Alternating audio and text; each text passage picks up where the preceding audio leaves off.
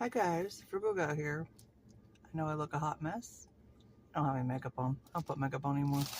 I just went to a thrift store. I went for my mom to see. She's trying to go in Walmart so she can get a barbecue pit. But I couldn't find any jewelry or anything. So I found this big bag that's just full of like toys and kids stuff. I'll probably have a video open that because I'm bored. So what's been going on with me? Why haven't I been around for a while? Stay tuned and find out. I'll let you know. See, we're in Walmart parking lot. Keep look over there waiting for her. Look how dark circles I got. I've had these since I was a kid though. Alright. I will be back to explain. Or maybe not explain. Who knows? We'll see. Hey guys, I'm back. Okay, so why I haven't been on YouTube, Facebook, everything for a while is because, as you know, I lived in a camper on my parents' property, and it was like a 26-foot camper. Well, I started having problems with the camper. I've been having problems for a while, and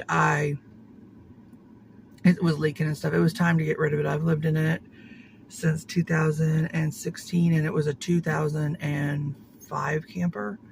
So we got rid of that, and I'm moving into a mobile home that will be put basically where the camper was, and it is a 14 by 60 2-bedroom 2-bath mobile home.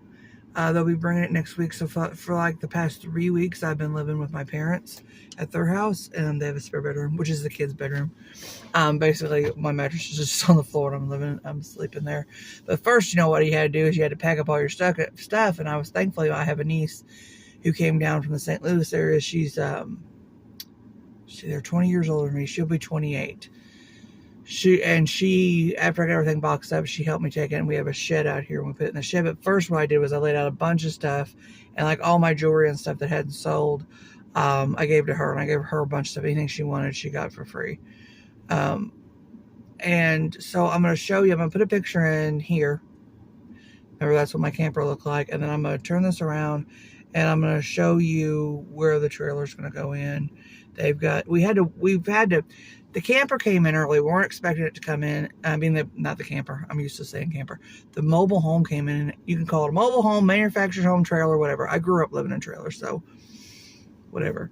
I think they started calling it those names to make people feel better, but trailers are nice. Okay? Some people have issues living in them. I don't.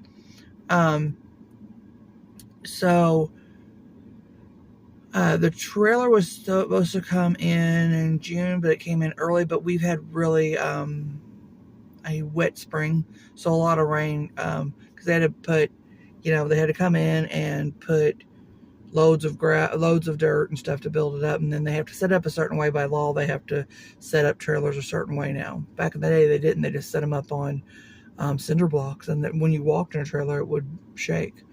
So anyway, I'm going to turn this around if I can turn it around. I think I have to pause it. Okay, so here's the site where I'm in my car still. This is but I'm at home, of course. This is where my trailer is going to go. You can see they've already put the concrete down, and they say that it should be delivered next Tuesday. So that's good. I'm trying to go very minimalist. I don't want to fill it up with stuff just for health. I've had a lot of health problems too over the past month that has kept me from doing YouTube and things like that. It's just a matter of, I had some chest pains. They want me to get a stress test. They want me to do a chemical stress test. I don't feel comfortable putting that much strain on my heart. I have a crooked esophagus, which I found out about. My esophagus it constricts wrong, so it makes it, I get choked. So they were going to go on the 29th of this month. Let me turn it back around. I'm going to go on the 29th of this month and have a doctor put a scope down there to look around, and at that point stretch it.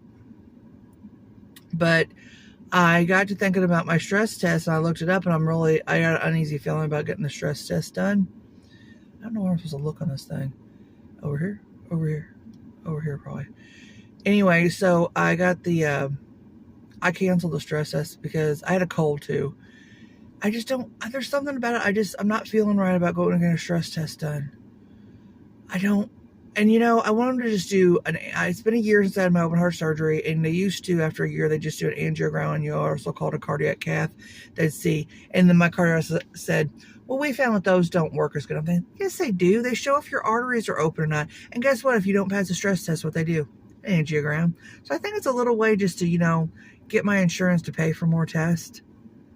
So, oh, my storage space is running out. I better clean it up. All right. Let me clean that up and I'll be right back. Okay, sorry, I'm back. The guy who was going to do the scope, which is, got wind that my cardiologist wanted to do the stress test. And he was refusing to do the scope until I have a stress test done. I'm just still not feeling comfortable getting a stress test done. I don't see some people are in the thing. Okay, some people out there, you just all believe doctors. I take them with a grain of salt. I've dealt with them enough throughout the years, since my dad had his first heart attack at 6 years old. You know, you have to do your own research, and I'm just getting a bad feeling about putting my heart underneath stress. It's a chemical stress test where they give you a certain kind of medication that opens up your arteries to see if the blood flows correctly, and they take pictures underneath this machine that comes down on like this close on you, which I've had that done before with another thing with my shoulder, and I'm very claustrophobic. Like I told them, they're telling me, oh, it wouldn't be that bad. It's not as bad as an MRI, but they don't understand how claustrophobic I am. I'm just not feeling comfortable getting a stress test done. I don't know. I'll have to decide. And my throat has gotten better right now. I'm swallowing pretty good, pretty decent. Not getting choked as much. So I'm just after a year after having open heart surgery, where they put my sternum back together with,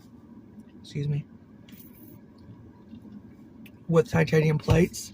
Those plates are moving a lot in there. They pop, they move, and they hurt. And I'm in a lot of but the chest pains that I had, I knew were heart attack kind of chest pains. So I don't know, don't get on to me, but this is what's been happening. This is where I've been at. So I'm going to get that bag of stuff, and I'm going to video myself opening it. And now you know what's going on, and I will record when my new mobile home comes next week.